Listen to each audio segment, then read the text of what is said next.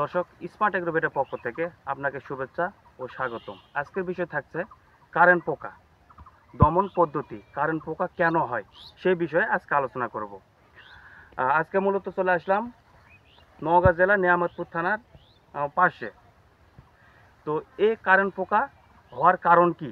Current পোকাটা হয় যে জমিতে বাতাস চলাচল করতে পারে না, নিচে স্যাঁতস্যাঁতে জায়গা, এছাড়াও ধান যখন অতিরিক্ত লম্বা হয় এবং ধানের জমিতে পানি জমে, সবসময় পানি জমে থাকে এবং আকাশের অবস্থা গোমট অবস্থায় থাকে, ওই ধানের জমিতে শ্যাওলা জমে থাকে, সেই ধরনের জমিতে কারেন্ট পোকা বা গুনগুনি পোকা বা ব্রাউন প্রাণ হপার ওই একই পোকা আক্রমণটা বেশি করে থাকে।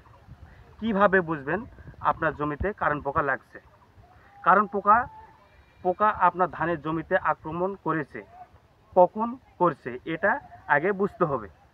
কারেন্ট পোকা আক্রমণ করে থোড় থাকা অবস্থা থেকে শুরু করে একদম ফুল থেকে ধান যখন বের হয়ে আসে এই সময় কিন্তু কারেন্ট পোকাটা আক্রমণ করে থাকে। কারেন্ট পোকা যখন আক্রমণ করে তখন কিন্তু 20 থেকে 100% ধান ক্ষতি হতে পারে। সেক্ষেত্রে অনেক চাষি ভাইরা ক্ষতির সম্মুখীন হয়,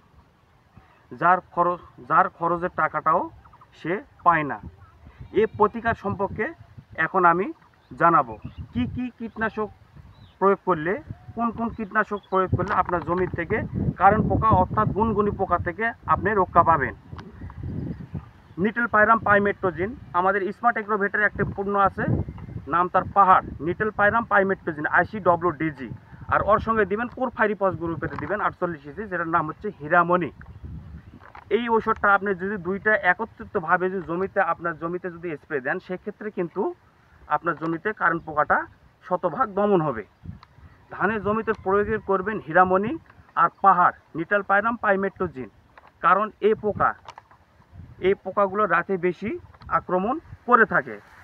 এই কারেন্ট পোকাগুলা যে কোনো জমিতে রাতের বেলা আক্রমণটা বেশি করে থাকে। যে কোনো পোকাগুলাই ধানের জমিতে যে কোনো ফসলে বেশি আক্রমণ করে। কীটনাশক পার লিটারে 0.5 গ্রাম, আমাদের পাহাড় 0.5 গ্রাম থেকে 1 গ্রাম পর্যন্ত পার লিটারে আপনারা স্প্রে দিতে পারবেন।